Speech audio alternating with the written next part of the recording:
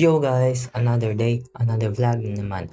Ako din si Carlo, Bakers today na Carlos, being saya. So, karong adlaw guys, uban na ko nyo kay mag-break na pod ta.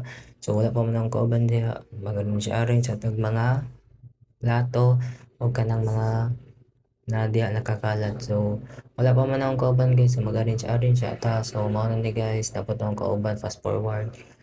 Nag-coat na yaning donut. So, mag-coat lang na is white sugar and margarine guys.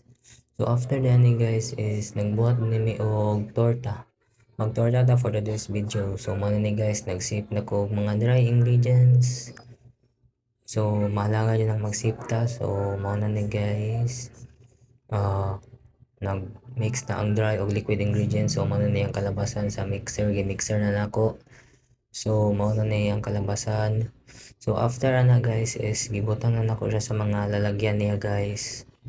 So mao na ni ang kalabasan. So, after ana is, iluto na naman na siya guys. Pagluto ana guys is, muna niyang kalabasan guys. Bitaw guys, the reason is wala na ko vlog katong last week pa is nabisi dyan ko sa competition. Mo dyan ang ikabisihan guys, competition. So, wala na may competition guys. So, asahan nyo na mag vlog na ko balik guys. So, muna for today's video. Bye bye!